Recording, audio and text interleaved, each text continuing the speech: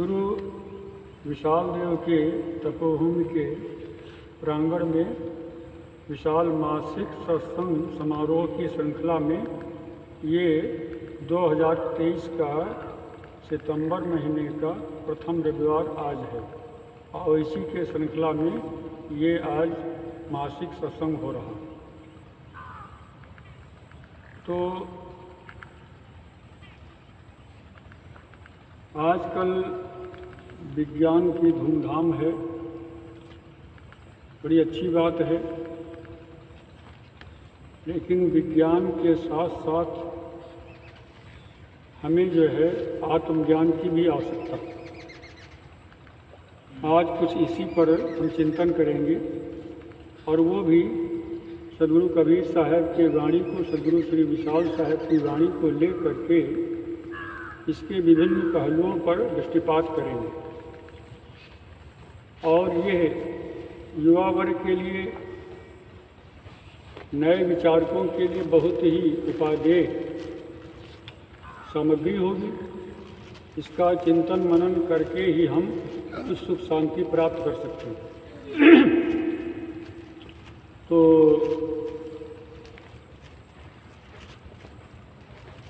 पहले तो हम ये समझें विज्ञान क्या है। विज्ञान की परिभाषा होती है किसी विषय के सुव्यवस्थित, सुसंगठित एवं क्रमबद्ध ज्ञान को विज्ञान कहते हैं। किसी विषय के सुव्यवस्थित, सुसंगठित एवं क्रमबद्ध ज्ञान को विज्ञान कहते हैं। विज्ञान में उन शक्तियों की खोज की जाती है जो कि प्रकृति में स्वभावतः पहले से विद्यमान रही। उन्हीं की खोज, उन्हीं का अनुसंधान करके हम उसको अपने दैनिक जीवन के उपयोग के लिए, समाज की सेवा के लिए कामयाब बनाते हैं। सुख शांति को खोजते हैं, सुख शांति के लिए उन आविष्कारों को करते हैं, लेकिन कहाँ तक हम सफल होते हैं ये एक अनुभव का विषय। इसी पर चिंतन करेंगे।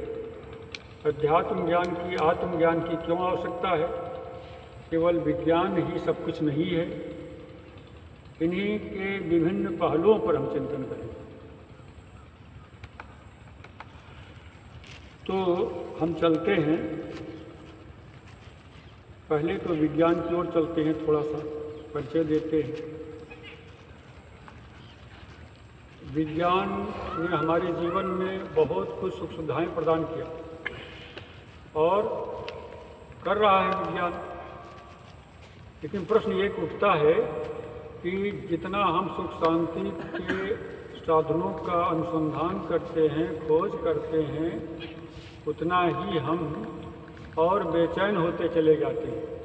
सुख सुविधाएँ कम और व्यवधान ज़्यादा होते, व्यतिक्रम ज़्यादा होते दिखते हैं। आजकल जितना मनुष्य सुखी दिखता है उतना ही वो भयभीत भी है, उतना दुखी भी है। पहले ज़माने में था कि आदमी अंधेरे उजेरे कहीं भी चला जाए, किसी को कोई शंका नहीं थी, कोई चोर डाकू मिल जाए पैसा सा ले सकता था। लेकिन तब अंधेरे में कुछ लूट सकता था, और अब तो उजेले में भी पता नहीं वो कौन सी चीज़ लिए है, तुमको सुंघा दे, क्या कर दे, और तुम बेहोश हो जाओ, सब सामान ले ले और क्या कर डालेगा कुछ भी मनुष्य को पता नहीं। मनुष्य की शक्ति से ये सारा समाज दूषित हो रहा है।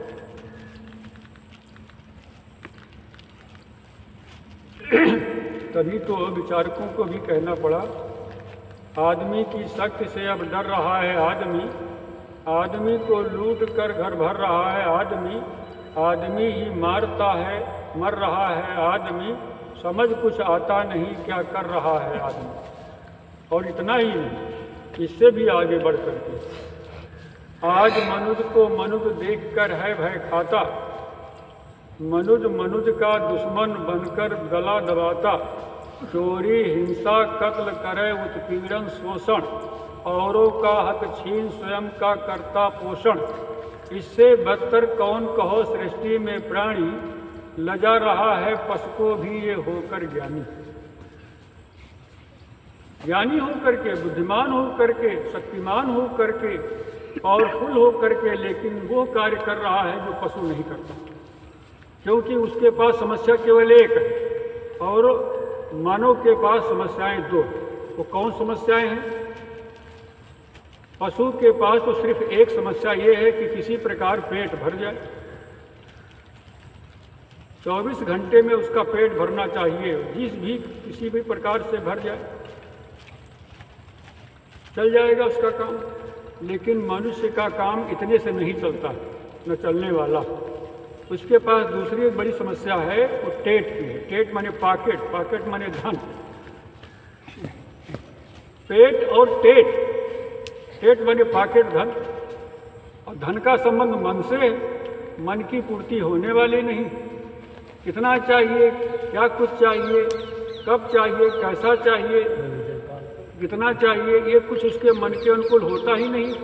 तभी तो सुंदरदास जी ने कहा है, जो 10 20 50 भय सत हो 1000 तो लाख मंगेगी। कोटे अरब्य असंख्य धरा पाती होने की चाह जगेगी। स्वर्ग पताल की राजे करो कृष्ण आदि की अति आगे लगेगी। और सुंदर एक संतोष बिना सट तेरे तो भूख कबो ना भगेगी। निर्धनिक कछ धन चाहे धनिक चाहे विशेष, विशेषो विशेष चाहे होवन चाहे नरेश, नरेश चाहे इंद्रपद इंद्र चाहे रणजीत, असुर चाहे सुरपद बनन यह तृष्णा की थी। तृष्णा न पूरी होगी त्रैलोक भोग भोगे। तृष्णा न पूरी होगी त्रैलोक भोग भोगे। संतोष शुभ क्रिया से होगे तेरे भलाए। संतोष शुभ क्रिया से, जब तक संतोष नहीं आएगा, स्थिरता नहीं आएगी, शांति नहीं आएगी। 7 दीप 9 खंड में 3 लोक जगमाए। 7 दीप 9 खंड में 3 लोक जगमाए। तुलसे शांति समान सुख और दूसरो नाय। 7 दीप 3 खंड और 3 लोक 9 खंड, ये 3 लोक आकाश, पाताल और भूतल, 3 लोक। मनुष्य चाहे चंद्रमा पर चला जाए, चाहे मंगल पर चला जाए, चाहे बुध पर चला जाए, चाहे सूर्य लोक में चला जाए, और उसको जब तक शांति नहीं होगी तब तक वो दौड़ करेगा। ये नहीं कहा जाता है कि विज्ञान का तिरस्कार कर दो, लेकिन इसी बात को हम समझाएंगे आगे। किसी चीज़ की अवहेलना नहीं की जाती, सबकी आवश्यकता है। कैसे आवश्यकता है, कितना कौन दूर है, कितना नज़दीक है, कितना कौन ग्रह है, कितना कौन जो है त्याज्य है, इन सब बिंदुओं पर चर्चा करेंगे। सबसे पहले बात आती है कि हम विशेष जो विषय ले रहे हैं इस समय, आज वो ये ले रहे हैं सद्गुरु कबीर का ज्ञान, विशाल देव का अनुसंधान और आज का विज्ञान। सुन लो, आज का विषय क्या है हमारा? सद्गुरु कबीर का ज्ञान, विशाल देव का अनुसंधान, अनुसंधान माने खोज, और आज का विज्ञान। इन 3 पहलुओं को हमने लिया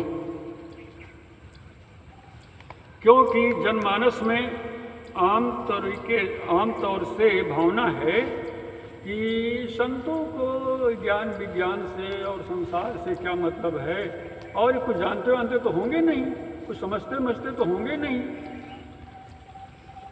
इसलिए ये भावना हृदय से निकालने के लिए बात की जाती है। सद्गुरु कबीर साहब को, हमारे ऋषियों मुनियों को जो है इतना ज्ञान था कि ये गुरुत्वाकर्षण का नियम पृथ्वी प्रत्येक वस्तु को अपनी ओर खींचती है, ये ऋग्वेदों में।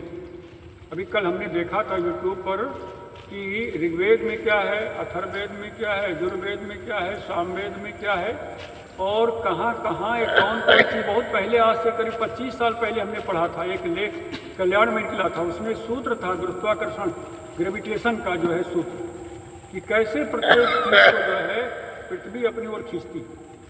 और पृथ्वी ही नहीं, जितने भी ग्रह हैं, पिंड हैं, नक्षत्र हैं, ये सब एक दूसरे को अपनी ओर, ग्रह, उपग्रह और जो भी तारे नक्षत्र हैं, ये सब एक दूसरे के आकर्षण शक्ति से जो है ये सब बंधे हुए, एक नियम के अनुसार, एक श्रृंखला के अनुसार, एक श्रेणी के अनुसार, एक गतिविधि के अनुसार सब चल रहे हैं। अब इसी बात को सदगुरु विशाल साहब ने प्रमाणित भी करके कहा, वही सब चीज़ें मैं कहूँगा। सबसे पहले बात आती है कि पृथ्वी के विषय में, धरती के विषय में सबसे पहले प्रश्न आता है कि इसको किसी ने बनाया हो। स्वाभाविक हर एक चीज़ को हम बनते देखते हैं तो पृथ्वी की भी कल्पना कर लेते हैं, किसी ने बनाया हो। हिंदू कहते हैं कि भगवान ने, ईश्वर ने बनाया है, और मुसलमान कहते हैं अल्लाह ताला ने बनाया। कोई देवता को कहता है, जो जिसको मानता है उसी को वो आधार मान करके कहता है बस ये सृष्टि बनाया, हम सबको बनाया, पेड़ पौधे बनाए, प्रकृति बनाया, सब कुछ बनाया। इतना ही नहीं कि अध्यात्मवादी ही कहे हो। अध्यात्मवादी का मतलब धर्म कर्म वाले, ज्ञान ध्यान रखने वाले यही कहे हो नहीं, अपने अपने ढंग से भूगोल वेदता और ये विज्ञान वाले भी कहते हैं नहीं ये बनी जरूर है, और अपने ढंग से सिद्ध करते हैं।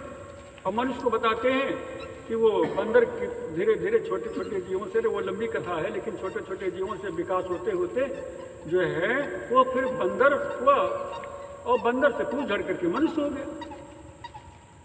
तो अब ये जो है अनदेखी बातें कहते हैं। तो ऐसे भाई अगर कहीं कोर्ट पे मैटर आए तो वहाँ तो भाई जो प्रमाणित होती बात होगी वही बात मानी जाएगी।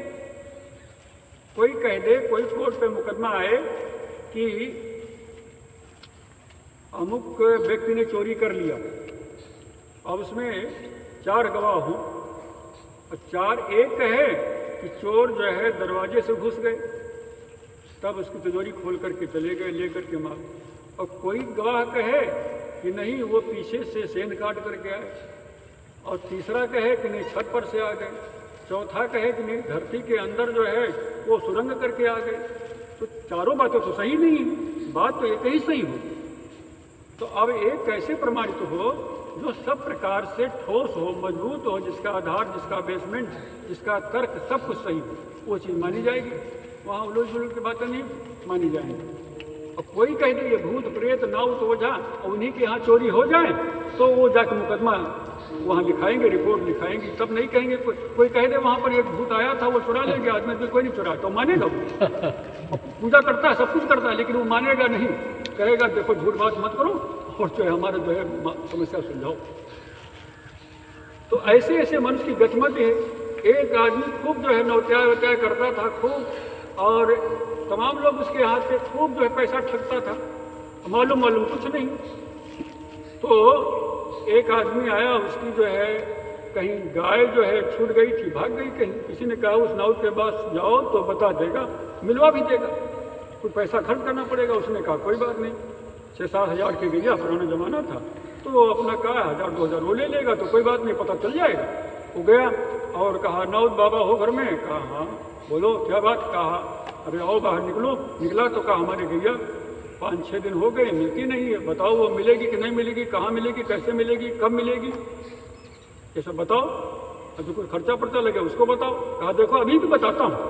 और लिया एक छुरी लिया और दरवाजे पर रेखाएं खींचने लगा, और रेखाएं खींचते वो कहता क्या है, आकाश बांधू पाताल बांधू 33 करोड़ देवता बांधू, बांधू जल की काई दुहाई लन्ना चौमारी की छू। और यही कहता है और वो खींचता है रेखाएं। तब तक उसकी पत्नी जो है वो बहुत नाराज हुई, क्रोधाग्नि से जल उठी और वो आई पीछे से 2 लात मारी। और कहा कि पागल कहीं का, लबार कहीं का, आकाश पाताल 33 करोड़ देवता जल की काई और सब बांधे देता 2.5 हाथ की मड़ैया जो टपक रही है, बच्चे रात को सोने नहीं देते हैं, चिल्ल को मचाते हैं, वो बांधे नहीं बनती। आकाश पाताल 33 करोड़ देवताओं को बांधता है, लबार कहीं की। अभी जो है अपनी घोड़ी चली गई, 10 रोज हो गए, नहीं मिली, इसका पता नहीं लगा पाते हो और दूसरे की गैया बताते हो। तब वो समझ गया आदमी कि अरे अपनी ही घोड़ी नहीं बता पा रहा है, नहीं पता लगा तो मेरी क्या करेगी। तो औरों को देते पुत्र नाती धन खजाना, अपना फिरे निर्वंश मिलता है न दाना। औरों को अंबर कर रहे कोढ़ी कदम्बर, मन में भरा है पाप मानो है विषम।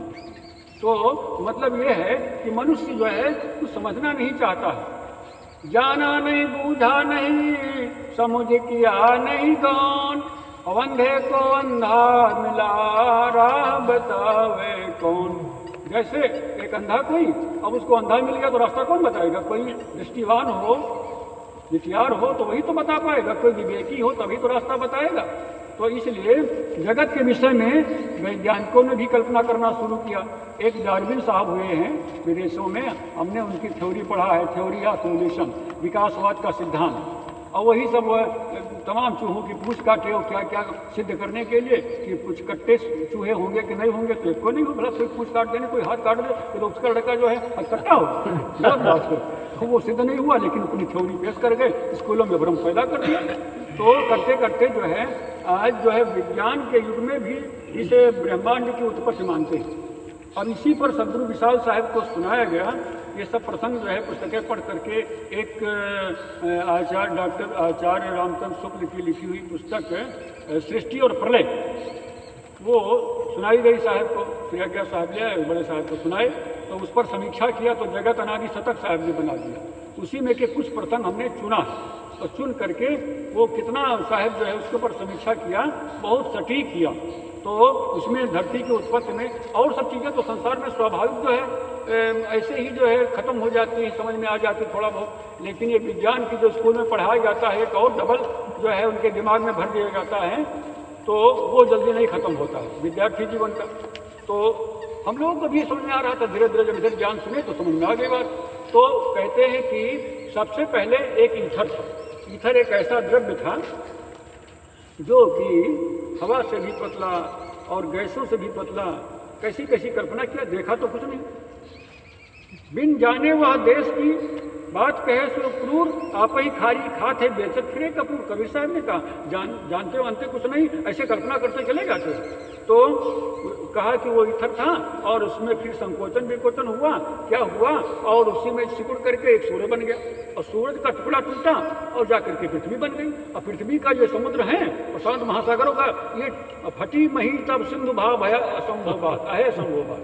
तो उसी पर साहब समीक्षा करते हैं कि सूरज से धरणी कहे अंधकार से भान, और कहत असंभव काल गए बूढ़ा शून्य जहान।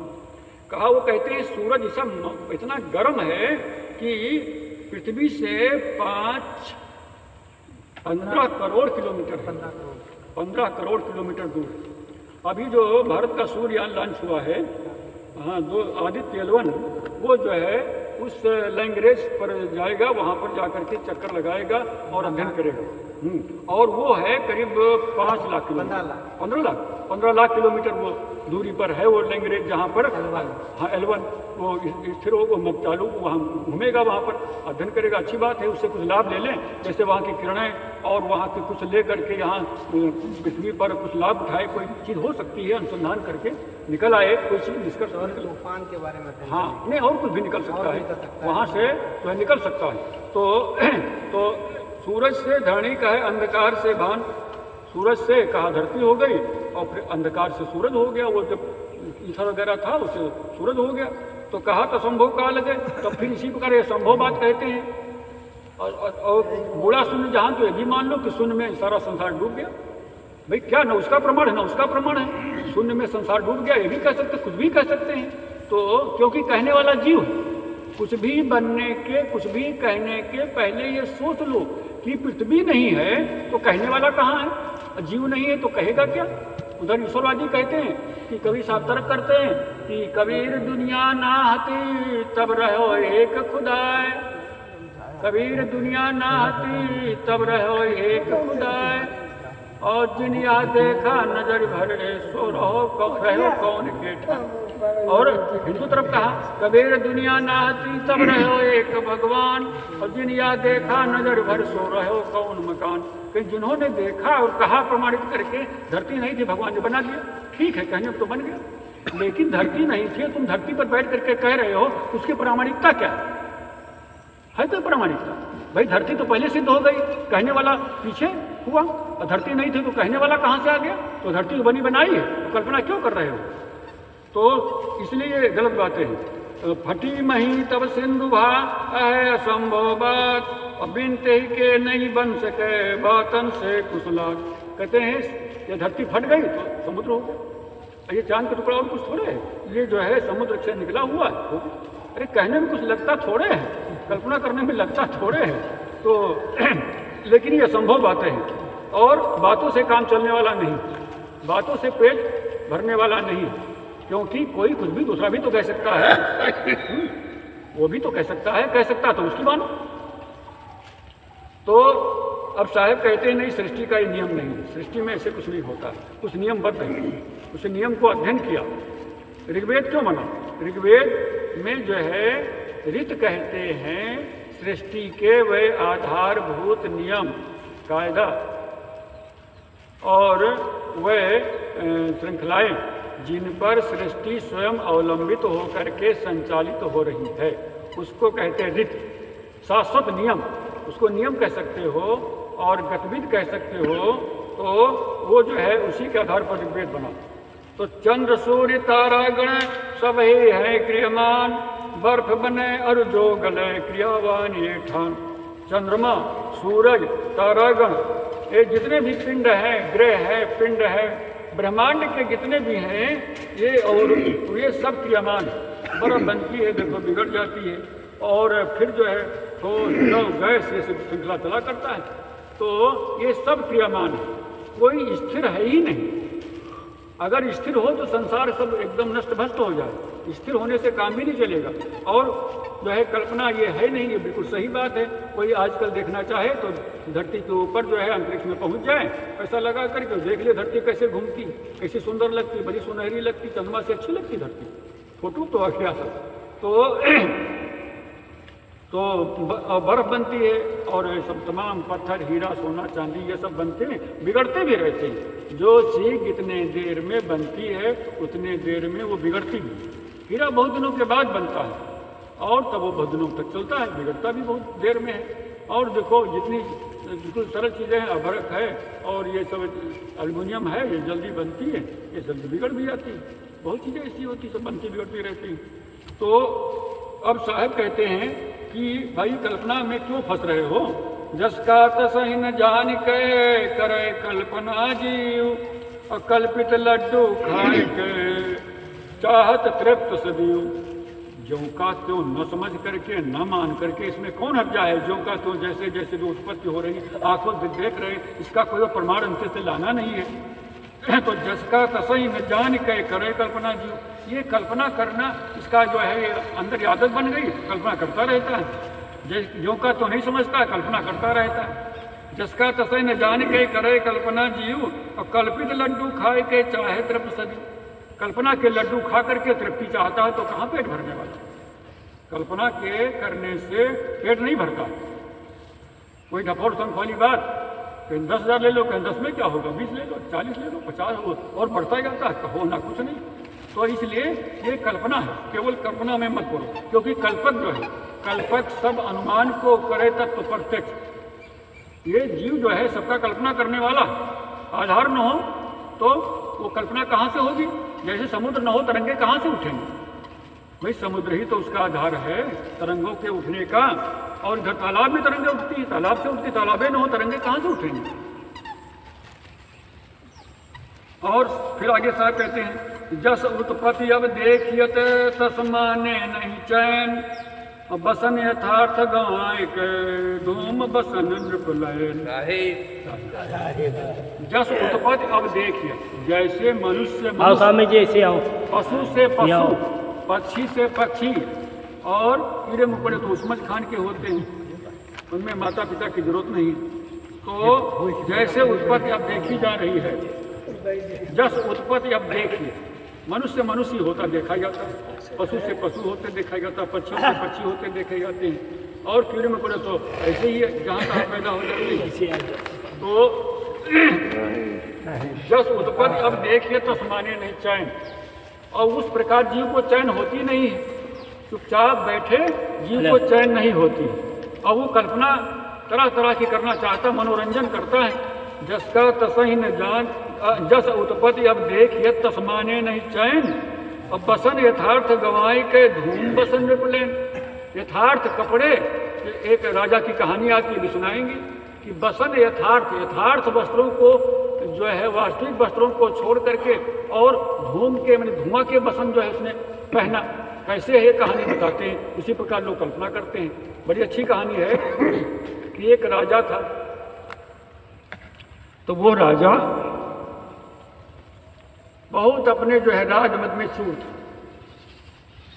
अपनी बुद्धि में, राजमद में, सत्ता में, अभिमान में चूर था, हमसे बढ़ करके कोई नहीं। तो अगर और राजे हैं, जितने राजे महाराजे वो हमारे ही समान वो रहे, हम उनके समान रहे, तो विशेषता क्या हुई? तो सबसे कुछ अलग न्यारा हम कुछ निकाले, कोई सिस्टम, तो हमारी मान्यता सबसे अलग हो जाए, सबसे क्वालिटी में अलग हो जाए। अब उसने क्या किया, सोचा, दिमाग में खाली, तो सत्ता तो थी ही साथ में, हाथ में सत्ता, चाहे जैसे करे पत्ता।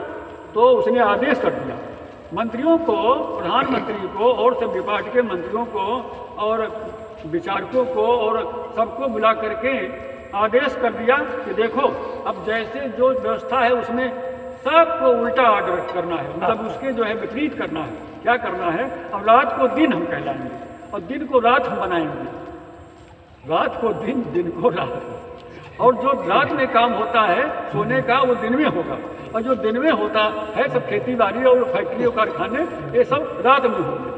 और रात में होता कोई निकल पड़े आदमी अगर अपरिचित, तो उसको दंड दिया जाता है, अपराधी घोषित किया जाता है। अब जो दिन में निकल आएगा तो उसको घोषित किया जाएगा, उसको अपराध दिया जाएगा, अपराध किया जाएगा, उसको जेल में डाला जाएगा, उचित सजा दी जाएगी। उल्टा कानून बना करके कहा ये लागू कर दिया, जो न माने उसका सीधे जो है फांसी के तक तो लटकाया जाएगा। बड़ी अपराध हो गई। अब वो मामूली चीज़ है, दृष्टिक्रम को बदलना जो है, तुम सत्ता के मद में चूर हो, लेकिन अब उसने घोषित कर दिया, आदेश दे दिया कि देखो भाई, आज से रात को दिन, दिन को रात, जो जो काम रात में होता दिन में और दिन में जो काम होता रात में, इसके खिलाफ जो कानून बघारेगा उसको सीधे जेल में डाला जाएगा और फांसी भी दे सकते हैं, सजा होगी। आदमी बहुत भड़कते हो गए, लेकिन शासन का आदेश मानना पड़ा। तो अब जनता भाई मरता क्या न करता, सोचो नहीं मानेंगे, नहीं कुछ चलेंगे इसके अनुसार, तो जो है हमको फांसी हो जाएगी, तब दुनिया जहान से चले जाएंगे। और जान है तो सब कुछ है, जान है तो जहान है, नहीं सुनसान है। तो भाई सब अब दिन को सोते लोग, रात को काम करते, खेती बाड़ी, सब हैरान हो गए, परेशान हो गए। और कहीं से 4 आदमी परदेसी आ गए, और सबको तो दिक्कत हुई, जो दिक्कत हुई सोचो कैसी दिक्कत होगी, जब रात को दिन, दिन को रात, और खाना पीना, उठना बैठना, सोना जागना, लेना देना, करना धरना, खेती व्यापार और नौकरी चाकरी सब वही उलटफेर हो गया। लेकिन सूरज कहाँ उलटफेर हो जाएगा, चंद्रमा कहाँ उलटफेर हो जाएगा, इस सृष्टि के सब जो है बिंदु हैं। तो ऐसा उसने कर दिया। और 4 आदमी आगे परदेसी, कहीं उनको पता था नहीं। अब कब आ गए? दिन को 12 बजे आ गए। बस का पकड़ो उनको, सिपाही लगे, सिपाहियों को गश्त होती थी, कहा पकड़ो उनको। अरे नालायकों, तुमको नहीं पता है ये रात है? कहा रात कहाँ? अरे दिन है। कहा चलो अभी राजा साहब कहें, चलो तुमको मजा चखाते हैं। अब ले गए उनको, फांसी बोल दिया उनको। बड़े हैरान हो गए। तो उसने कहा सरकार, हम परदेसी हैं, हमको छोड़ दो, एक बार माफ़ कर दो, हम नहीं जानते थे, हम यहाँ का कायदा कानून जानते नहीं थे। कहा चलो इनको जेल में तो डालो, चलो फांसी छोड़ो, जेल में डालो। अब सब थर्रा गए वहाँ। फिर जो है तो उनको जेल में डाल दिया। तो वो होशियार थे, वो बुद्धिमान तो थे ही। कहे यार ऐसा पागल आदमी राजा है, बिल्कुल पागल, बिल्कुल मूर्ख, बिल्कुल सनकी, बिल्कुल बेवकूफ़ और बिल्कुल जो है औंगाहा चौंगाहा है। इसको बेवकूफ़ बनाने में कितनी बड़ी बात है। और अपने दुख को छुड़ाने तो हमको चाहिए, अपना दुख छुड़ाना चाहिए। इससे कैसे निपटे हैं? चलो अच्छा मौका पाएंगे, देखते रहे मौका, कब मौका मिले, कैसे मौका मिले, इनको मजा चखाएंगे, हम पता लगा लेंगे, हम उनको पता देंगे। तो फिर मौका मिल गया। और राजा तो तरह तरह के नए नए सिद्धांत बनाया करता था, नए नए प्रोग्राम बनाया करता था। एक बार उसने मन में सोचा, खाली दिमाग शैतान का घर, उसने सोचा कि जैसे सब और कपड़े पहनते हैं, इससे क्या होता, अब उसी प्रकार हम भी कपड़े पहने तो क्या होगा, कहीं उसने सुना था कि इंद्र वसन भी होते हैं, माने इंद्र का कपड़ा भी होता है कहीं, तो जो है उसने जो है सोचा ने बिचारा, कहा कि जो इंद्र के कपड़े पहना दे इंद्र वसन, उसको जो है हम इनाम भी देंगे। अब मिल गया मौका उन धूर्तों को, चारों धूर्तों को मौका मिल गया कि अब ठगो का बेईमान कर, नालायक कर, अब कसर निकालो, अब अपनी बुद्धि का प्रयोग करके इसको ठिकाने करो और जेल से भी छूटो।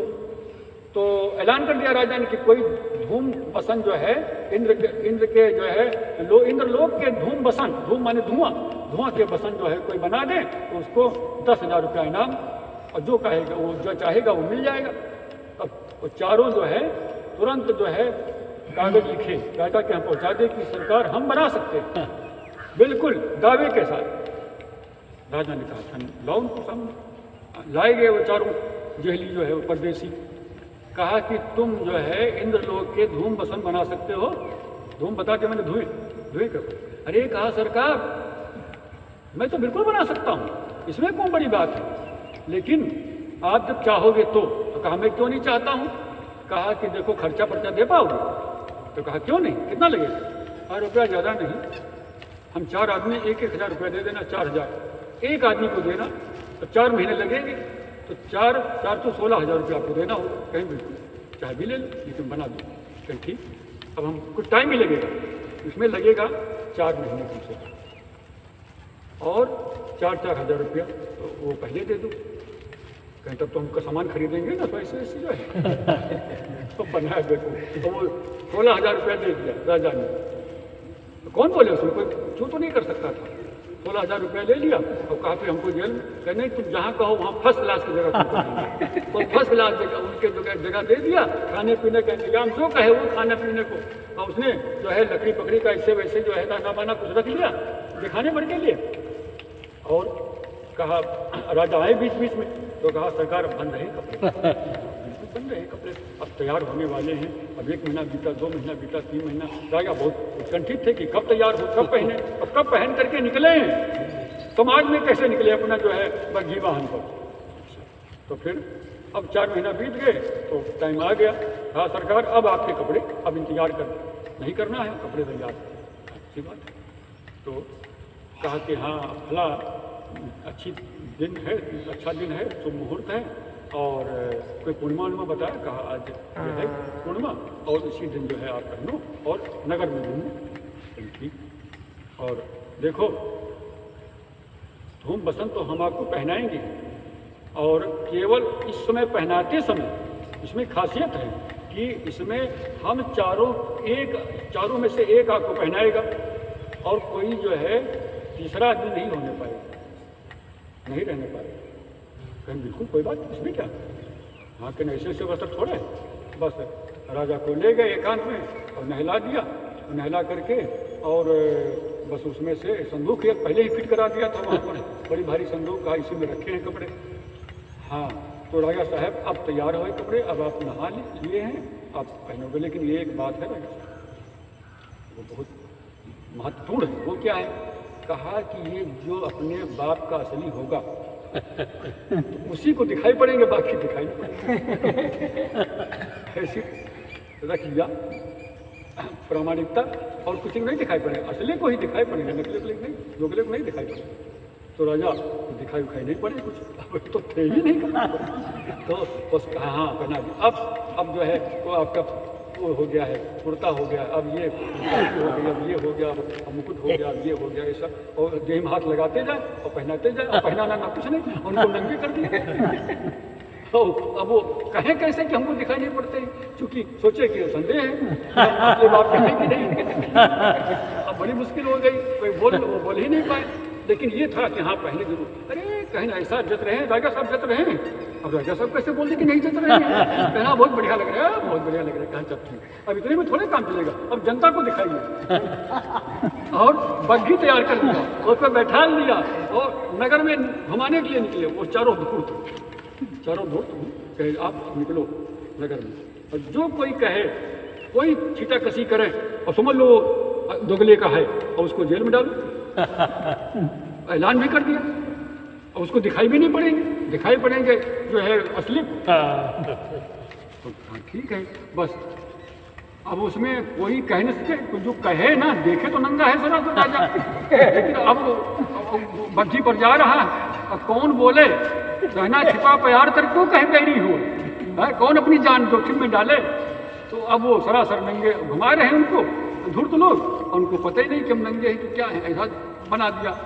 तो लेकिन उसी समय जिस समय उनको सवारी घुमा रहे थे, उसी समय बच्चे लोग कहीं निकल पड़े टोली। तो बच्चे कहाँ मानेंगे, चाहे गोली से मारो। तो बच्चे कहते रजवा नंगा राजा नंगा, आगे पकड़ो बच्चों को, पकड़ो।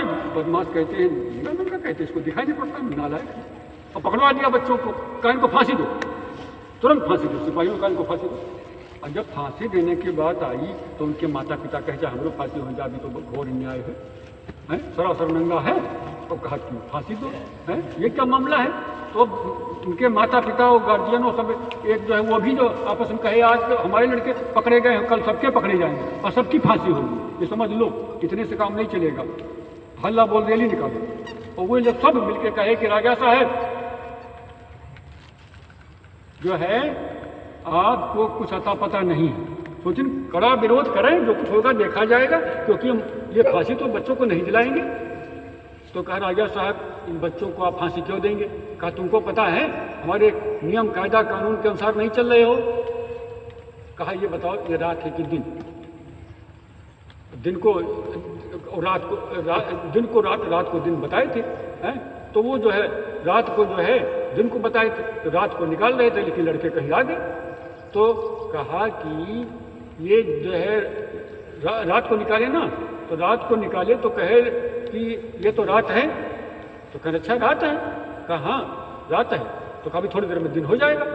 तो थोड़ी देर और उनको टहलाए बनाए, दिन हो गया तो भी लड़के और कहने लगे तो कहे कि देखो इनको सबको बंद करो, तो फांसी। कहा इसीलिए तो हम आए हैं, ये बताओ कि आप जो है किसके कहने पर, किसी के कहने पर ऐसा किए हो। कहाँ कपड़े आप पहने हो बताओ, चाहे गोली से मार दो, कपड़े पहने हो कुछ, ये बताओ। एक अपने बाप का नहीं, दो अपने बाप का नहीं, कि सब हो जनता है अपने बाप के नहीं, अपने बाप का है को बताओ। आपको किसने बहका दिया। अरे आप तो कहा 4 लोगों ने आपको बुलाऊं, अरे कहा आपको लिया ठग, वो के भाग निकल करके, जब तो काम नहीं काम करो, पता नहीं लगा हमको कहाँ गए। देखो ये धूम। तो यही कहा साहब ने, यही दृष्टांत के लेकर के कहा कि जस उत्पत्ति अब देखियत तस माने नहीं चैन। जैसे हम सिद्धांत में बताया कि जैसे सृष्टि में जो हो रहा है, रात का रात दिन का दिन, और जो है जब जो जैसे घूमती है, जाड़ा गर्मी बरसात ये सब हो रहा है, ऐसे इसको मान लो मनुष्य से मनुष्य होता, पशु से पशु होता, पक्षी से पक्षी होते, कीड़े मकोड़े उसमुच खान के होते, स्वयं अपने आप से रस और गंध से हो जाते हैं। तो ऐसा क्यों नहीं मान रहे हो, तमाम कल्पना क्यों कर रहे हो। तो ऐसे है कि उसमें मनुष्य को चैन नहीं सरकारी बैठने में, और कुछ सोचता है कि कुछ न कुछ हम विशेषता उसी राजा के समान कुछ न कुछ निकाले टेक्नोलॉजी, कुछ न कुछ जो है हम अपना और नया सिद्धांत प्रदर्शित करें, तब तो हमको समाज में होगी बड़े वो हैं ज्ञानी विज्ञानी। तो तभी तो उसमें सब बातें थोड़े हैं। लक्षण 1 कुलक्षण 4, लक्षण 1 कुलक्षण 4 कहा करे घर घोड़ी बिला। बिल्ली पाल लो तो शुभ होगा, घोड़ी बिल्ली। लेकिन जो टट्टी कह देते, अब जो चूहा मारत थे, जो नौ रक्का चक्कर थे, सारी खाए जाते, दूध दही सब चौपट दे देते, वह तो कुलक्षण है। शुभ के साथ अशुभ है गुस्सा। तो इसलिए ये कल्पना करना व्यर्थ है, किसी भी प्रकार सृष्टि में कल्पना करना व्यर्थ है। मन माने के फेर में जीव चले तज साँच, और झूठे का पक्षी बने तज सन्मुख की जांच। साहब कहते हैं कोई ये तो है नहीं, जिसके मन में जो आए वो कहता रहता है। कहने में सब स्वतंत्र है, जीव स्वतंत्र है। एक साहब ने स्वतंत्र जीव शतक ही बनाया है। स्वतंत्र जीव कैसे, तो मन माने के फेर में जिसके मन में जो आया वही कह रहा, वही बक रहा, वही लिख रहा, वही पढ़ रहा, वही सुन रहा, वही गुन रहा। तो मनमाने के फेर में जीव चले तज सांस, उस सांस को छोड़ दिया उसने और झूठ को अपना लिया। झूठे का पक्षी बने तज सन्मुख की जांच, वो सामने की जांच, सामने की परीक्षा छोड़ करके वो झूठे का पक्षपात ले लेता। संसार में ही तो पक्षपात है, तो है रहा पछा पछी के कारण सब जग रहा भुलान, और निरपक्ष हो के हर बजाय सोई संसुजा।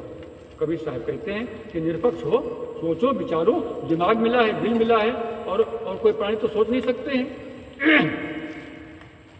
तो बाल, अब इसको कैसे समझो, आगे समझाते हैं साहब। इसके नियम के खिलाफ के अनुसार कुछ होगा ही नहीं, बिल्कुल पक्की प्रमाणित बात है। बाल वृद्ध उत्पत्ति तरुण मृत्यु न छोड़त साथ, गर्भवास झूला नितय चक्र हिंडोला गात।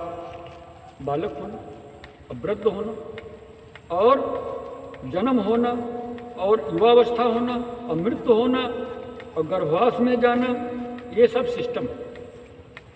भला इसके कुछ उल्टा हो जाए, कोई जन्म ना लिया हो और कि जो है मृत्यु हो जाए, जो जन्म लिया उसी की मृत्यु होगी।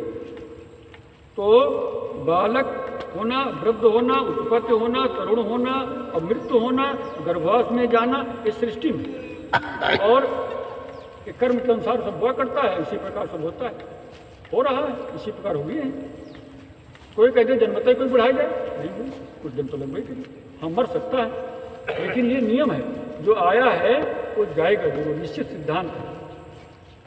अब इसी में जो है एक जो है अभी और कल्पना आई है कि कुछ विदेशी लोग, भारत में भी कुछ लोग होंगे इससे, कि जो अब विज्ञान इतना प्रगति कर रहा है, इतना प्रगति कर रहा है कि जो है मनुष्य एक दिन वो आएगा, चाहे वो 100, 200, 300, 400 साल में आए, चाहे 1000 साल में आए, कि मनुष्य वो फिर जीवित हो जाए, यही शरीर लेकर के। तो उसको फ्रीज करवा रहे, तो मशीन में रखवा रहे, उसका कुछ किराया कितने करोड़ है, तो उसमें रखवा रहे कि एक दिन हम जिंदा हो जाएंगे। कोई अपने दादी का रखवा रहा, कोई अपने शरीर रखवा रहा, लिखा पढ़ी कर रहा।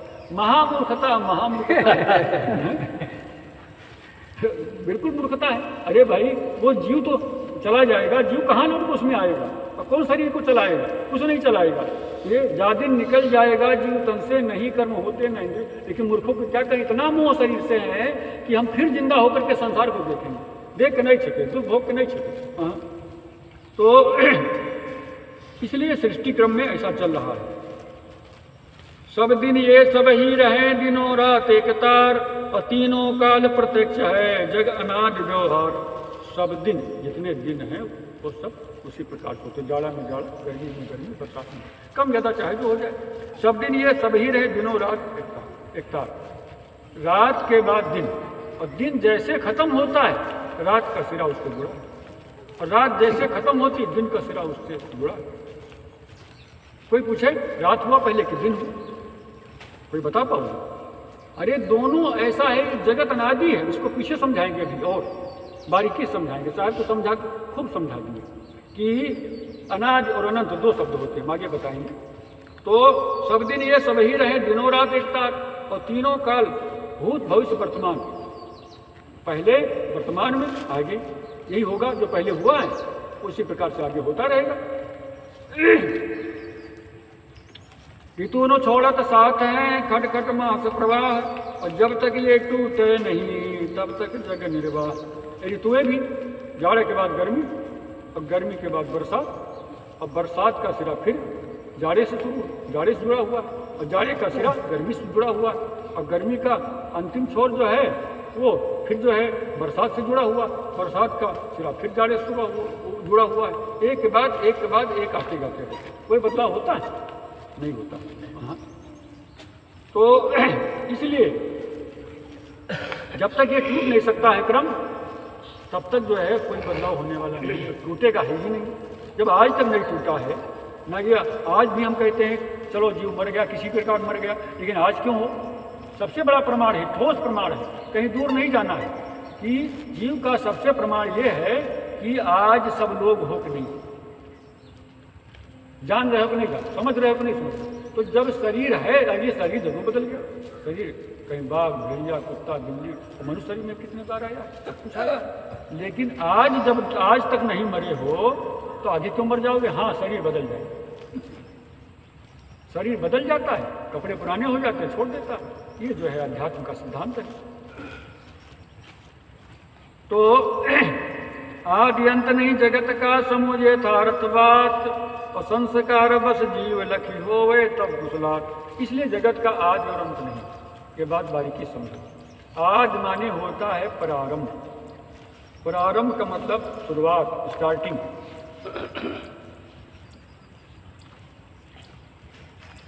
अंत माने समाप्ति।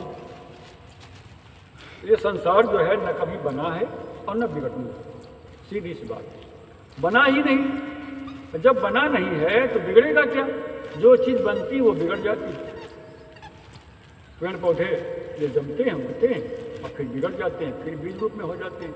बीज से वृक्ष, वृक्ष से बीज, तो होता रहता है। इसी प्रकार मनुष्य कर्म वासना से फिर जो है वो फिर जो है देह धरता है, और देह से फिर कर्म होते हैं, कर्म से फिर देह, यही श्रृंखला चला करती है। तो अंत माने समाप्ति और आज माने प्रारंभ।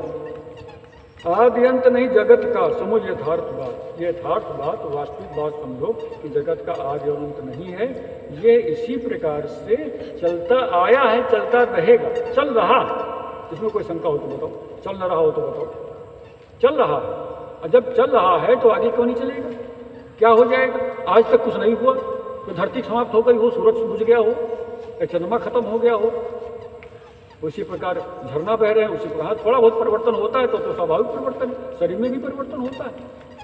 तो इसलिए आदि अंत नहीं जगत का, समझ यथार्थ बात।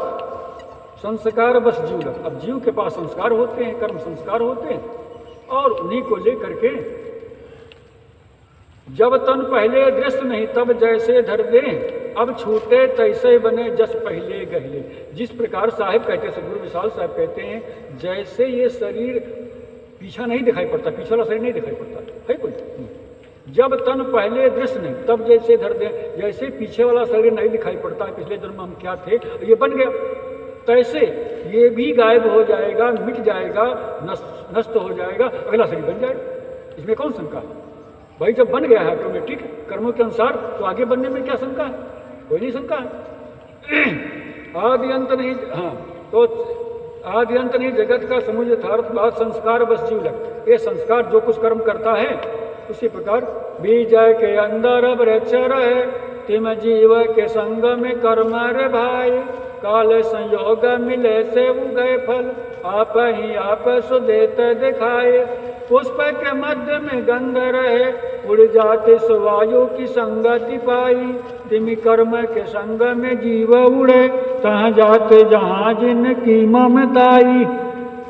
बीज के अंदर वृक्ष रहते हैं, और वृक्ष से बीज होता है।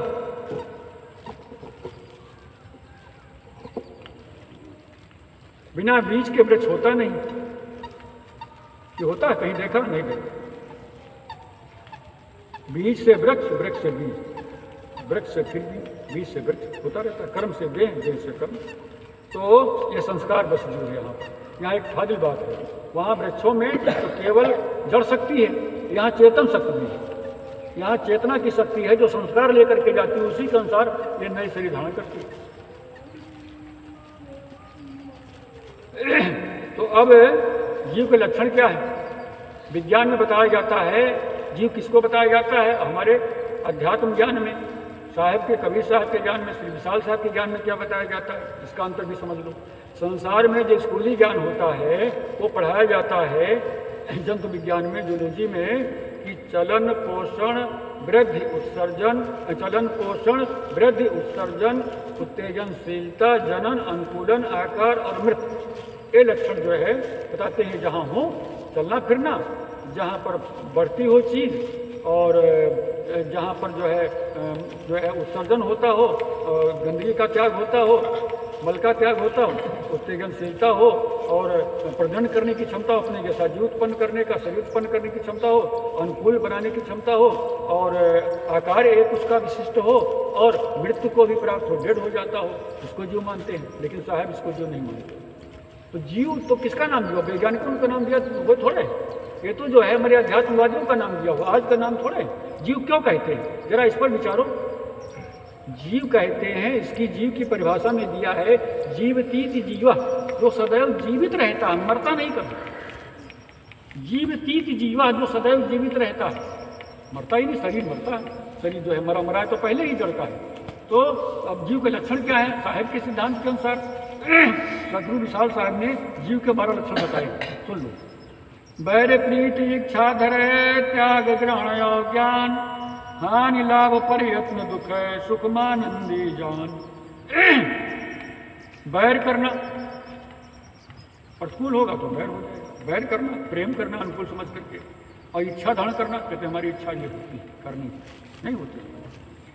त्याग करता है प्रतिकूल समझ करके त्याग करता है, ये हमारे काम लायक चीज़ नहीं, इसको छोड़ आदमी हो चाहे पदार्थ। और ग्रहण करता है अनुकूल चीज़ को ग्रहण भी कर लेता है, और ज्ञान भी रखता है, आगे पीछे का ज्ञान रखता है, बचपन की बातें याद है आगे भी याद रहेंगे। तो हानि मानता है, लाभ मानता है, और दुख सुख मानता है, और कोशिश करता है, और मन को भी मानता है। ये सब जड़ में लक्षण नहीं है। मनुष्य के पास कोई आए और जो है उसको कुछ पैसा दे दे, कोई खाने पीने का पदार्थ दे दे, कोई उसके मन के अनुकूल चीज़ दे दे तो प्रसन्न हो जाता है। कुछ तो प्रेम से तो बोलेगा ही नहीं, कुछ दे पाएगा बदले में। अच्छा, अब पेड़ के पास जाओ, पेड़ के पास जाओ और तुम जो है 4 किलो खाद लेके जाओ, और पेड़ भैया, ये आम पेड़ भैया तो हमका 4 आम गिराए दे, देखो 4 किलो तुमको खाद दे रहे हैं। सुनेगा? कुछ नहीं सुनेगा। हाँ, ये तो है ही नहीं उसमें। कुछ लोग मूर्ख लोग कहते हैं कि पेड़ों चिल्लाते हैं, जब काटने जाते हैं तो अरा अरा होता है, चिल्लाता है, तो मूर्खता है। चिल्लाता है कि उसमें आवाज़ स्वाभाविक आवाज़ तो होती है। तो अब ये ऐसी कल्पना कर रखे, जीव उसमें नहीं होता है, नहीं। तो ये बैर प्रेम इच्छा त्याग ग्रहण ज्ञान हानि लाभ प्रयत्न दुख सुख मानंदी, ये जो है 12 लक्षण। ये सब लक्षण जीव के जड़ से पृथक देखा, बिन जाने यही भेद को जड़ लगी धोखा खात। ये 12 लक्षण जो है जीव के हैं, ये जड़ से पृथक। जड़ क्या चीज़ है? जीव को चेतन कहो, चाहे आत्मा कहो, और चाहे जो है सुप्रीम पावर कहो, और चाहे ब्रह्म कहो, चाहे खुदा कहो, चाहे गॉड कहो, चाहे अल्लाह कहो, चाहे राम कहो, चाहे ईश्वर कहो। तो एक चेतना है जिसमें उसको चेतन कहते हैं। जीव जिसमें जो जानता है जीवित रहता है उसको जीव कहते हैं। बस नाम एक ही, जैसे एक आदमी के कई नाम हैं। कोई रिश्ते में वो किसी का मौसा होगा, किसी का मामा होगा, किसी का चाचा होगा, किसी का पिता होगा, किसी का पुत्र होगा, किसी का कुछ होगा। फिर वही जो पढ़ लिख ले तो वही जो है इंजीनियर कहलाएगा, वही डॉक्टरी पढ़ लेगा डॉक्टर कहलाएगा, वही नेतागिरी करने लगे नेता कहलाएगा, वकालत सीख ले वकील कहलाएगा। तो ऐसे देश काल परिस्थिति और गुण लक्षणों और जो है योग्यताओं के अनुसार इसके विभिन्न नाम हुआ करते हैं। ऐसे जीव की क्षमता, जीव की जो है एक्टिविटी, जीव के गुण धर्म और इनको समझ करके विभिन्न इसको नामों में कह दिया गया तो बहुत बड़ी बात होती है। लेकिन वो सत्ता एक, पानी को वाटर कह दो, तोय कह दो, अम्ब कह दो, नीर कह दो, जल कह दो, पानी कह दो, कोई फर्क नहीं पड़ेगा। तो बिना ये जड़ के लक्षण, ये सब लक्षण जीव के जड़ से पृथक देखा। ये जीव के लक्षण जो है ये है, वो नहीं चलना फिरना, वो नहीं, वो जो बताया है चलना फिरना और पोषण करना, जो विज्ञान होता है वो लक्षण नहीं, ये लक्षण है। और बिना जाने हुए इसको धोखा खा जाते हैं। और क्या जड़ के लक्षण है? शीत उष्ण कोमल कठिन शब्द रूप रसगंध, मेल परस्पर है कहाँ परस्पर क्रियान।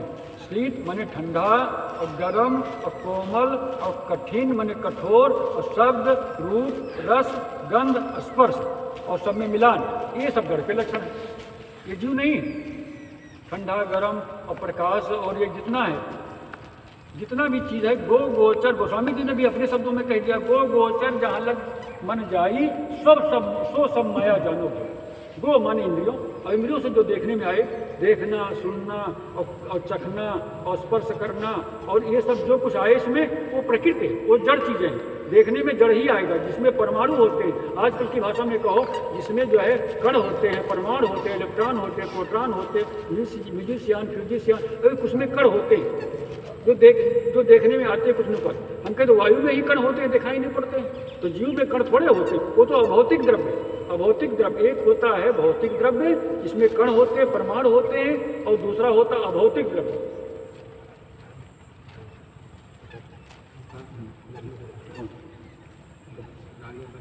ठीक, हाँ ठीक। तो अभौतिक द्रव्य होता है, हाँ ठीक, एक भौतिक द्रव्य होता है, एक अभौतिक द्रव्य होता है। तो अभौतिक द्रव्य उसमें कण परमाणु नहीं होते, वो है जीव। वो क्योंकि बनाया गया नहीं, वो बनाया बिल्कुल हमेशा, वो बिल्कुल अगर हो ना तो जाने तो जड़ को जड़ थोड़े जाने। अभी हम माइक है, इसके सामने हम न बोले तो ये क्या जानेगा कि हमको कौन सामने बोल रहा है, जान पाएगा। और हम जान जाएंगे कि माइक नहीं बोल रहा। तो हम जानते हैं, हम भी जो है हम अपना जीव हम निकल जाए इससे तो क्या जानेगा सब, वो भी नहीं जानते। तो जग उत्पत्ति संशय समझ, इसलिए विभिन्न प्रकार की कल्पना करना व्यर्थ। जग उत्पत्ति संशय समने सरल न्याय दलि धर्म, पारक शोध कबीर का गहो विशाल जो परम। अब साहेब कहते सदगुरु विशाल साहब कि ये मैंने जो है ज्ञान कहाँ से पाया, सदगुरु कबीर साहब से पाया। जग उत्पत्ति संशय समझ, इसलिए मैंने जगत अनादि शतक बना दिया कि जगत अनादि है, कल्पना मत करो।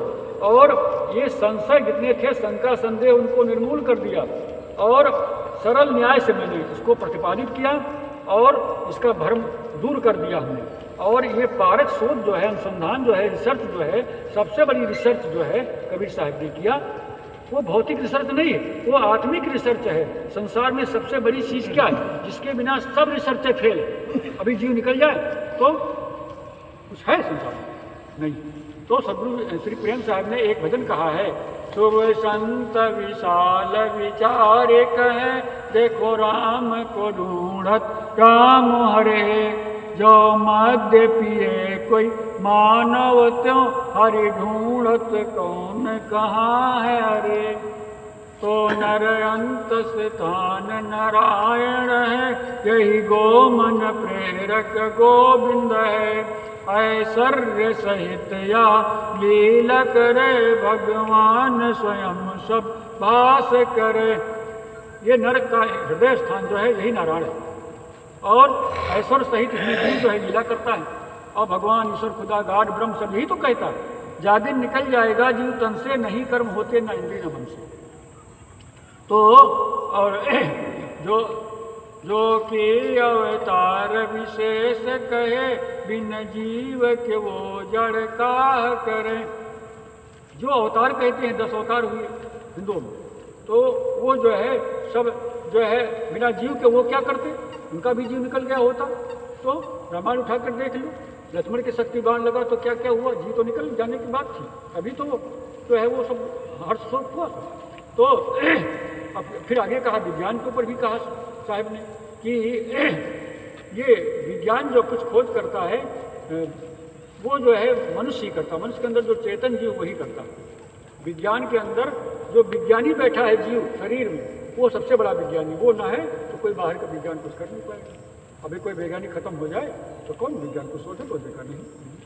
विज्ञान और जो कुछ साइंस है, जो कि क्योंकि वो सब जो है सब जड़ की ही खोज करता, वो आत्मा की खोज, जीव की खोज कोई नहीं कर पाया। वो केवल जो है संत महात्मा, संत सदा कई खोज में तन मन अर्प स्वतंत्र, अतः बिन जाने और को जो सब समय प्रतंत्र। संत महात्मा ही इंद्रियों और मन को नियंत्रित करके उसकी खोज करते हैं, रात दिन ध्यान लगाते, तब वो चीज़ समझ में आ जाती। क्योंकि इतनी वो सस्ती चीज़ इतनी आसानी से मिलने वाली चीज़ है नहीं। क्योंकि सबसे गूढ़तम रहस्य संसार का, कैसे याज्ञवल्क्य ने मैत्रेयी से कहा है, बड़ी गूढ़ बात कहा है, वो मैं यहाँ पर कहता हूँ। याज्ञवल्क्य ने मैत्रेयी से पूछा, ये बताइए, मैत्रेयी जो थी महिला थी, बहुत विदुषी महिला थी, विद्वान थी और अध्यात्म का ज्ञान रखती थी। तो उससे पूछा, आत्मा वारे द्रष्टव्यो श्रोतव्यो निध्यास्तव्य आत्मना खलु दृष्टे श्रुते मते विज्ञाते इदम सर्वम विदितम। वो कौन सा तत्व है जिसके जान लेने पर, जिसके समझ लेने पर, जिसका मनन चिंतन कर लेने पर, जिसका निध्यासन कर लेने पर, जिसका साक्षात कर लेने पर सब कुछ जाना हुआ हो जाता है, सब कुछ समझा हुआ हो जाता है, सब कुछ का निध्यासन किया हुआ हो जाता है, सब कुछ का साक्षात किया हुआ हो जाता है, कुछ बाकी नहीं रहता। तो कहा, आत्मा वार्य द्रष्टव्यो श्रोतव्यो मानतव्यो निध्याभ्यास्तव्य। आत्मा वार्य द्रष्टव्यो देखने योग्य, श्रोतव्यो सुनने योग्य है और मंतव्यो मानने योग्य है। आत्मा वार्य द्रष्टव्यो श्रोतव्यो मंतव्यो निध्यास्तव्य, निध्यासन करने, बार बार मनन करने योग्य है और उसी का साक्षात्कार करने योग्य है। आत्मा दृष्टे श्रुते मते विज्ञाते इदम सर्वम वित्तम। फिर ये जान लेने पर, समझ लेने पर और चिंतन साक्षात्कार कर लेने पर कुछ भी शेष नहीं रहता। तो ये कोई जो है साग मूली तो है नहीं, जो चलते चलते जो है कोई दुकान पर बैठा है, कहते आओ महाराज कुछ ज्ञान हो जाए, तो हम कहते टाइम है वो तुमको, तो अपन दुकानदारी कर रहे हो कि हम तो ज्ञान सीखने वाले, कोई अपना बेचो, तुम मनोरंजन करते हो, चलो तुमको समय हो तो अरे 12 बरस रहे साधु की टोली तब पाओ एक दो, ऐसे कोई साग मिली थोड़े है तो पा जाओ। तो इसलिए जो है ये ज्ञान जो है ये संतों की पास में आना चाहिए और सुनना चाहिए, समझना चाहिए, क्योंकि ये जो है इसकी खोज करने वाले रिसर्चर हैं इसके। तो अब जो है कुछ जो है आखिर में समन्वय कर रहे हैं दोनों को ज्ञान बता करके। 5 बिंदुओं को मैंने चुना है कि दोनों में कितना कितना अंतर है, कितना क्या है। पहला बिंदु है विज्ञान कितने दूर हैं, कितने पास हैं और कितने समान हैं। हम विज्ञान के कबीर साहब का ज्ञान, श्री विशाल साहब का ज्ञान कितना जो है विज्ञान के नज़दीक है और कितना दूर है और कितना समान है। पहला तो ये हम प्रश्न सुने, थोड़े में उत्तर है, ज़्यादा विस्तार करेंगे बहुत समय लगेगा। तो दूर कितने हैं? दूर तो विज्ञान के कुछ भी नहीं। हाँ, इतना दूर है कि जो वो खोजे करते हैं, जैसे कोई टेलीविज़न बना दिया, मोटरसाइकिल बना दिया, हेलीकॉप्टर बना दिया, तो अब वो हमारे उपयोग में आ रहा, हम लोग बना नहीं सकते हैं, लेकिन वो चीज़ बना सकते हैं वो उनके पास नहीं बनाने की क्षमता जो हमारे पास है। क्या क्षमता है? वो क्षमता ये है कि सुख और शांति, जो असली है सुख शांति, मन बेचैन है, व्यग्र है, उसको समझाने के लिए, उसको सुलझाने के लिए उनके पास दवा नहीं। तभी तो कवियों को कहना पड़ा, क्या कहना पड़ा?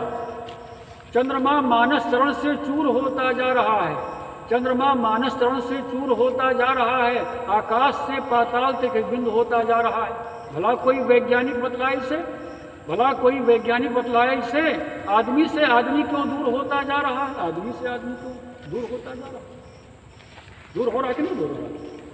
तो इसलिए ये इसका उत्तर जो अध्यात्मवादियों के पास ही है, दया, क्षमा, सत्य, धीर, विचार, विवेक, भौतिकता से काम नहीं चलेगा, नास्तिकता से काम नहीं चलेगा। तो ये क्योंकि और भी कहा है, हमारे जो है साहित्यकारों ने कहा, हमने पढ़ा था विद्यालय के जीवन में कि एक राष्ट्रकवि हो गए दिनकर, उन्होंने कहा है विज्ञान के प्रति, जो मंगल उपकरण कहते थे मनुजों के पाप हुए क्यों, अब विस्मय है विज्ञान विचारे के वरही अभिशाप हुए क्यों। धरती चीख करा रही है दुर्वा शस्त्रों के भारों से, और सभ्य जगत को तृप्ति नहीं है, हाँ अब भी युग व्यापी संघारों से। मिसाइलों के ऊपर मिसाइलें बनती जा रही है, एटम बम के ऊपर एटम बम बनते जा रहे, हाइड्रोजन बम, नाइट्रोजन बम, क्या क्या बनते जा रहे, संहार कारक शस्त्र बनते जा रहे हैं। मनुष्य भयभीत है, एक राष्ट्र दूसरे राष्ट्र से भयभीत है, एक आदमी दूसरे से आदमी से भयभीत, क्योंकि पता नहीं कि क्या कौन कर डालेगा किस समय, उसके अंदर दानवता भरी हुई है। इसलिए जो है जब तक ये समाज में स्थिरता नहीं आएगी, ये आएगी शुद्ध ज्ञान से आएगी, शुद्ध आचरण से आएगी, शुद्ध भावना से आएगी, और ये भावना उनके पास है ही नहीं, उसमें तो होड़ लगी है। तो इसलिए हमको ऐसे जो है अब जो है जो आविष्कार हों वो जो है जनहित में होने चाहिए। आगे मैं बताऊंगा इसको कितने दूर हैं, बस दूर इतने हैं कि कोई यंत्र नहीं बना सकते हैं, लेकिन वह दूर है हमसे इसलिए कि जो है उनके पास कोई सुख शांति का रास्ता और नहीं है, वह कोई और जो है सुख शांति पूर्वक सो नहीं सकते हैं, यंत्र चाहे कितने बना ले। तो और कितने समान हैं? समान ये हैं कि उन्होंने भौतिकता की खोज किया। भौतिकता के मतलब पृथ्वी में क्या है, चंद्रमा पर क्या है, सूरज में क्या है, प्रकृति में क्या है, धरती के अंदर क्या है, पानी में क्या है, जलवायु में क्या है, और ये कौन क्या है, पहाड़ में क्या है, झरने में क्या है, सब जो है ये पेड़ पौधों में क्या है, क्या कैसे। तो हो रहा है जो जहाँ सो हो रहा, यदि वही हमने कहा तो क्या कहा, किंतु होना चाहिए कब क्या कहा, कला सिखलाती हमको यहाँ, कब क्या क्या करना चाहिए, ये अध्यात्म की कला सिखलाती है यहाँ पर।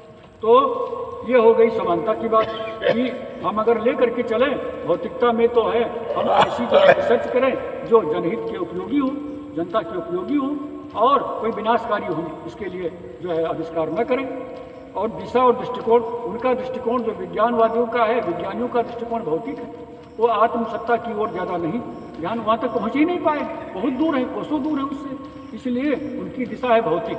और दृष्टिकोण भी वही है कि सुख शांति किस प्रकार से मिले, यंत्रों के द्वारा कैसे किस प्रकार मिले, ये वो प्रतिपादन कर सकते हैं, कर रहे हैं, जितनी कोशिश होती है। लेकिन ये उनकी दिशा उधर लगी हुई है और उनका दृष्टिकोण यही है किस प्रकार कौन सा यंत्र आविष्कार कर दें जिससे कि वो अधिक से अधिक लाभ मिले और नुकसान भी हो, उधर भी दोनों तरफ चलते हैं। लेकिन अध्यात्मवादियों की दिशा इस ओर नहीं है। वो कहते हैं कितना दया पालन कर लें, कितना क्षमा पालन कर लें, कितना क्या कर लें, कितने सद्गुण अपना लें, कितना सदाचार अपना लें, कितना हम मानवता अपना लें, कितनी सुख शांति मिल जाए, परिवार कैसे चले, समाज कैसे चले, राष्ट्र कैसे चले। ये जो है जग में होते साधु नहीं जड़ मरता संसार। कल्प वृक्ष सत्संग है, सुबुद्धि धर्म दे गुण, तो स्वार्थ परमार्थ सकल कही को क्या कहते मूल। तो ये जो है दिशा और दृष्टिकोण की बात हो गई। अब सामाजिक सरोकार, सामाजिक सरोकार ये है कि समाज से मतलब वैज्ञानिकों का भी है, विज्ञानियों का भी है कि समाज में कुछ ऐसी चीज़ हम लाएं, कुछ ऐसे आविष्कार लाएं, करके यंत्रों का आविष्कार करें, कुछ ऐसी खोज करें जिससे जो है सबके जो है जन जन के लाभकारी हो जाए। और उसकी सोच है कि विनाशकारी भी हो जाए जिससे हम सबसे आगे बढ़ जाएं। ये होड़ लगी हुई है। तो यही जो है, लेकिन राष्ट्र निर्माण के लिए जैसे विज्ञान उपयोगी है वैसे जो है अध्यात्म भी उपयोगी है। राष्ट्र में यदि जो है संत न हो, सदाचार न हो और संयम न हो तो ये तमाम पुलिस इसी के लिए रखना पड़ता है, तमाम व्यवस्था इसी के लिए, गोला बारूद रखना पड़ता है। अगर शांति आ जाए तो गोला बारूद की कोई आवश्यकता नहीं और एटम बम की कोई आवश्यकता नहीं है, कोई जो है ये पुलिस थाना की कोई ज़रूरत नहीं है। लेकिन दुष्ट लोग नहीं मानते हैं और उनको जो है समझा करके थक जाते हैं। तो उनको संत ही देखो, अंगुल माल डाकू को इसने समझाया, कोई जो है नेता नगरी ने थोड़े समझाया, कोई जो है राजा सत्ता ने थोड़े समझाया तो संतों ने ही समझाया। अंगुलमाल को जो है, और कितने रत्नाकर डाकू नाम से वो था पहले है। अंगुलमाल जो था वो बुद्ध जी के ज़माने में हुआ, बुद्ध जी ने उसको समझाया। और जो है ये रत्नाकर डाकू को जो सब ऋषियों ने समझाया, तो कोई और शासन प्रशासन का कोई नहीं समझाया। तो ये जा करके तब जाके समाज में स्थिरता आई। उस समय के आतंक मचा रखा था।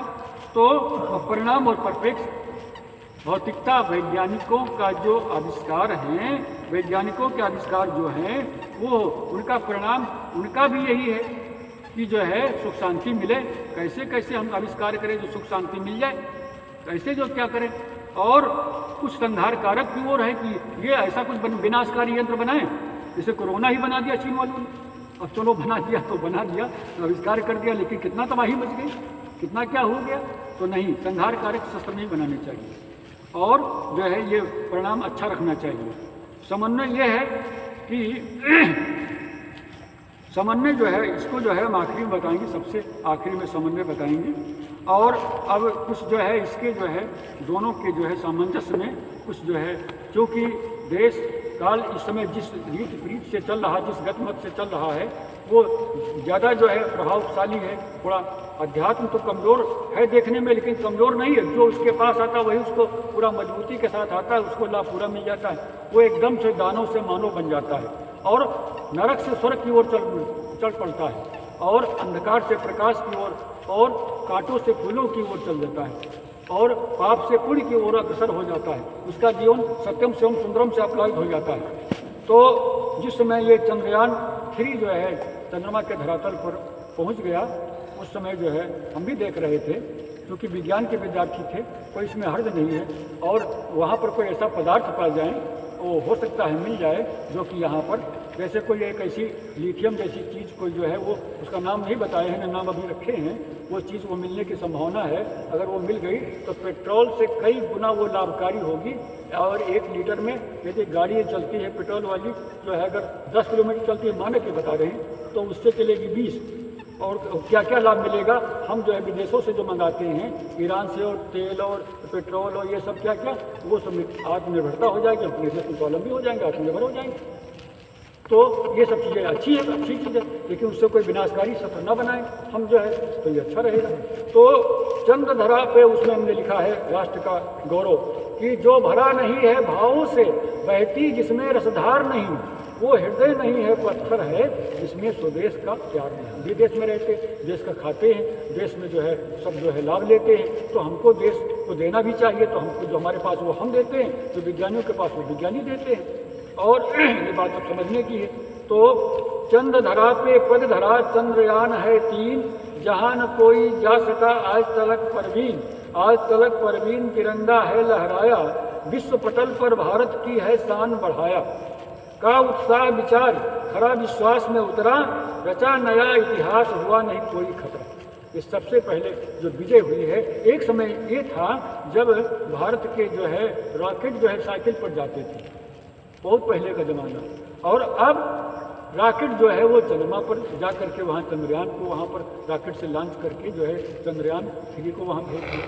इतना बहुत आगे हुआ। और विश्व में जो है कोई इसको जो है देखिए, जिसके पास शक्ति नहीं होती, चाहे वो भक्ति की शक्ति हो चाहे किसी प्रकार की शक्ति हो, अगर नहीं है तो कोई जल्दी मानने वाला नहीं। तो इसलिए शक्ति का होना भी आवश्यक है, क्योंकि शक्ति से ही कुछ भक्ति कर पाएंगे। शरीर में शक्ति में क्या सेवा कर पाएंगे? तो शक्ति से भक्ति और भक्ति से फिर शक्ति उत्पन्न होती, उस शक्ति को भक्ति और भक्ति से कल्याण होता है। तो फिर है चांद दक्षिणी ध्रुव पर केसरिया लहराए, प्रज्ञान अनुसंधान को नित नौ कदम बढ़ाए। प्रज्ञान और जो उसमें लगा वो टहल रहा, सब लोग टीवी पर देखते, हम सब तो देखते नहीं, मोबाइल में जो कुछ देख पाते हैं। तो चंद दक्षिणी ध्रुव पर केसरिया लहराए, प्रज्ञान अनुसंधान को नित नौ कदम बढ़ाए, नित नौ कदम बढ़ाए। सूर्ययान है छोड़ा, अभी 2 तारीख को सूर्ययान जो कि वहाँ पर जा कर के और लैंग्वेज पर जो है इतना 15 लाख किलोमीटर पर जाकर के चक्कर लगाएगा, उसका अध्ययन करेगा, उससे जो कुछ लाभ हासिल होने वाला वो होगा वहाँ पर जो है। और इतना ही नहीं, अब मंगलयान तो छोड़ ही चुके हैं, अब शुक्र पर भी तैयारी आगे और गगनयान अंतरिक्ष में जाएगा, उस पर जो है फिर रिसर्च होगी, वो जब लाभकारी दिशा में हो अच्छा रहेगा। गगनयान ने गगन को अपना मुख है छोड़ा, चंद नित नौ कदम बढ़ाए, सूर्ययान है छोड़ा, गगनयान ने गगन को अपना मुख है मोड़ा। का उत्साह विचार विश्व ने लोहा माना। अब लोहा मान गए विश्व के लोग, चाहे चीन हो, चाहे जापान हो, चाहे अमेरिका हो, जो भारत को जो है कुछ भी नहीं समझते थे, नगर समझते थे। कोई अब एक क्रॉनिक इंजन जो है मांग रहे थे, अमेरिका से दिया नहीं, और खुद यहाँ विकसित कर लिया, अब उनको क्यों दे देंगे टेक्नोलॉजी? तो ये जो है का उत्साह विचार विश्व ने लोहा माना, भारत भी कुछ है सभी ने अब है जाना। समझ लिया कि भारत कुछ है। और अब आगे जो है वैज्ञानिकों के लिए हमारा निर्देश क्या है, संत महात्माओं की ओर से विश्व के वैज्ञानिकों को क्या निर्देश है, ये भी बताना जरूरी है, आखिरी कदम है। फिर समन्वय करके समाप्त करेंगे अपने कथन को। वसुंधरा वैज्ञानिकों रखिए इतना ध्यान। वसुंधरा माने पूरे पृथ्वी के, विश्व के, वसुंधरा माने धरती। वसुंधरा वैज्ञानिकों रखिए इतना ध्यान, कोई भी संघार में शस्त्र न हो निर्माण। कोई भी संघार कारक शस्त्र निर्माण न होने पाए। तो वसुंधरा वैज्ञानिकों रखिए इतना ध्यान, कोई भी संघार में शस्त्र न हो निर्माण। शस्त्र न हो निर्माण, सभ्यता संस्कृति नाश है, जिसके चलाने से सभ्यता संस्कृति नष्ट हो जाए। जैसे एटम गिराया, अमेरिका ने जापान पर कितना संघार हुआ, पढ़ो तो बिल्कुल जो है मन जो है बिल्कुल जो है एकदम रक्त रंजित हो जाता है। क्या क्या कैसे कैसे बड़ा विभत्स उसका जो है उसमें का दृश्य था। तो वसुंधरा वैज्ञानिकों रखिए इतना ध्यान, कोई भी संघार में शस्त्र न हो निर्माण। शस्त्र न हो निर्माण, सभ्यता संस्कृत नाशे, मानवता मर जाए पुनः लेवे नहीं श्वासे। मानवता ही समाप्त हो जाए। मानवता माने मनुष्यता, ये समाप्त हो जाए, पछता आ जाए, सब एक दूसरे के ऊपर अटैक करने लगे, संघर्ष हो जाए, तो क्या होगा? सारी सुख शांति भंग हो जाएगी। तो मानवता मर जाए पुनः नहीं लेवे श्वासे। का उत्साह विचार स्वर्ग भूतल पर उतरा। ऐसे खोज करो, ऐसे आविष्कार करो कि जिससे इस जमीन पर, इस धरा पर स्वर्ग उतर आए, ऐसे आविष्कार करो। तो ऐसे आविष्कार करो जनहित हो उभरा, जिसमें जनहित हो, जन कल्याण हो, अकल्याण न हो, ऐसे आविष्कार करो। ये हमारा निर्देश संतों की ओर से निर्देश है। अब इस बात को जो है हमारे वैज्ञानिक भी स्वीकार कर आए हैं। कहो कैसे? ये बात शायद कोई वैज्ञानिक जानते हो, शायद कोई भौतिकवादी जानते हो, लेकिन मैं इसको प्रमाणित करके कहता हूँ। आखिर मेरा जो है वक्तव्य होगा कि धर्म की, अध्यात्म की क्यों आवश्यकता है। सबसे बड़ा टॉपिक है आखिर में। जो मजबूत बात होती है, जो गंभीर बात होती है, अंत में कही जाती है। तो इस समन्वयात्मक दृष्टिकोण से जो है, एक वैज्ञानिक हो गए आइंस्टीन। आइंस्टीन नाम के वैज्ञानिक हो गए हैं, बहुत ही चिंतक थे। कौन सा सिद्धांत उन्होंने प्रतिपादित किया था? सापेक्षवाद। हाँ, तो तो वैज्ञानिक हो गए हैं, तो वे जो है अपनी जो खोज किए सिद्धांत अपना रख गए, लेकिन वे धर्म के प्रति भी कहते हैं, अध्यात्म के प्रति भी उनकी रुझान थी। और उनके क्या शब्द हैं, वैज्ञानिकों को इससे सीख लेनी चाहिए, प्रबुद्ध वर्ग को इससे सीख लेनी चाहिए। वो आइंस्टीन ने 1939 ईस्वी में, आइंस्टीन जी ने 1939 ईस्वी में थियोलॉजिकल सेमिनरी कलकत्ता में एक स्पीच दी थी। वो एक जो है पत्रिका में प्रकाशित हुई थी, वहाँ से मैंने याद कर लिया। 1939 ईस्वी सन 1939 में थियोलॉजिकल सेमिनरी कलकत्ता में उन्होंने एक स्पीच दिया था। उसका संदर्भ ये है, उन्होंने क्या कहा था, उन्होंने कहा था कि विज्ञान का विषय है क्या है कि खोज करना। What is this? विज्ञान का विषय है क्या है कि खोज करना, लेकिन क्या होना चाहिए इसका ज्ञान हमें धर्म ही प्रदान कर सकता है। ये कितनी गंभीर बात है। विज्ञान का विषय है क्या है कि खोज करना, लेकिन क्या होना चाहिए इसका ज्ञान हमें धर्म ही प्रदान कर सकता है। विज्ञान यदि आंखें हैं तो धर्म है पैर, विज्ञान यदि आंखें हैं तो धर्म है पैर। विज्ञान आंखें क्यों हैं? विज्ञान से हम किसी चीज को प्रमाणित करके अच्छी तरह से देख सकते हैं, सुन सकते हैं, समझ सकते हैं। अच्छा, अध्यात्म रूप से भी समझ सकते हैं, लेकिन उसमें और प्रामाणिकता है। जैसे जल ठंडा है, ठंडा है, ठंडा है, और शक्कर मीठी है, मीठी मीठी। तो हम जो है शक्कर खा करके देख ले, टेस्ट करके देख ले, तो विज्ञान टेस्ट करके देख लेता है, अच्छी बात। तो वो प्रमाणित कर देता है, जल्दी ऐसे कोई न माने। हम कहते हैं सुख है, सुख है। ये अध्यात्म विज्ञान भी होता है, जिसमें चेक करके देख लो, अनुभव करके देख लो, शराब छोड़ करके देख लो, बीड़ी छोड़ करके देख लो, क्या है अब ग्रहण करके देख लो, चोरी छोड़ करके देख लो, और चोरी जो है ग्रहण करके देख लो, पाप छोड़ करके देख लो, और पुण्य को ग्रहण करके देख लो। तो विज्ञान का विषय है क्या है कि खोज करना, लेकिन क्या होना चाहिए इसका ज्ञान हमें धर्म ही प्रदान कर सकता है। विज्ञान यदि आंखें हैं तो धर्म है पैर। पैर न हो, किसी की आंखें ही आंखें होंगी तो चल पाएगा, आंखों से देखेगा गुटर गुटर और चल नहीं पाएगा। तो ये पैर जो है ये धर्म है। धर्म नहीं होगा तो हम जो है जीने की कला नहीं सीख पाएंगे, चल नहीं पाएंगे, समाज में व्यवहार नहीं कर पाएंगे, सुख शांति नहीं हासिल कर पाएंगे। तो विज्ञान धर्म के बिना, धर्म विज्ञान के बिना अंधा है। वैज्ञानिक दृष्टि न होगी तो धर्म में अंधापन आ जाएगा। अंधदृष्टि नहीं होनी चाहिए, विवेक दृष्टि होनी चाहिए धर्म में भी। जब तक न देखे निज के नैना तब तक न माने गुरु के बहना, यह भी कहा गया है। तो विज्ञान यदि आंखें हैं तो धर्म है पैर। धर्म से हम चलना सीखेंगे, आगे बढ़ना सीखेंगे, सुख शांति को हासिल करना सीखेंगे। आंखें और शरीर में पैर दोनों की आवश्यकता है। तो विज्ञान यदि आंखें तो धर्म है पैर। और आगे कहा कि विज्ञान धर्म के बिना, धर्म विज्ञान के बिना अंधा। धर्म जो है विज्ञान के बिना अंधा है। वैज्ञानिक दृष्टि नहीं होगी तो अंधापन आ जाएगा असल में, उसमें जो है कोई समझ में नहीं पाता है। तो उसमें भी जो है ये पारक सिद्धांत क्या है, कवि साहब सिद्धांत क्या है, ये विज्ञान की कसौटी पर कसा हुआ है, पक्का कसा हुआ है। तो विज्ञान धर्म के बिना लंगड़ा है और धर्म विज्ञान के बिना अंधा है। फिर आगे कहते हैं, यद्यप विज्ञान ने हमारे जीवन में अनेक सुख सुविधाओं को प्रदान किया, यद्यप विज्ञान ने हमारे जीवन में अनेक सुख सुविधाओं को प्रदान किया, लेकिन क्या कारण है कि हम व्यग्र हैं, बेचैन हैं। यद्यप विज्ञान ने हमारे जीवन में अनेक सुख सुविधाओं को प्रदान किया, लेकिन क्या कारण है कि हम अभावग्रस्त हैं, बेचैन हैं और व्यग्र हैं। इसका उत्तर उनके पास है ही नहीं। तो आइंस्टीन जी कहते हैं, वैज्ञानिक होकर के कहते हैं, देखिए कितनी बात हम यहाँ प्रमाणित करके कहते हैं। लगता है, उन्होंने कहा लगता है कि हमने विज्ञान के साथ साथ धर्म का समन्वय नहीं किया। कितनी सारांश, कितनी गंभीर बात कही है। तो इससे जो है कलयुग में, भौतिकवादी युग में, विज्ञान के युग में हम ये दावे के साथ कहना चाहेंगे कि हमको यदि जीवन में सुख शांति प्राप्त करना है और अपने लक्ष्य तक पहुंचना है तो हम विज्ञान के साथ साथ धर्म को भी समन्वय करें, धर्म को भी जोड़ें, जिससे सुख शांति हासिल हो। जिससे कि जीवन जो है हमारा अब भी सुखी हो वर्तमान में, आगे भविष्य भी उज्जवल हो और हमारे आने वाली पीढ़ी भी सुख शांति में जिए।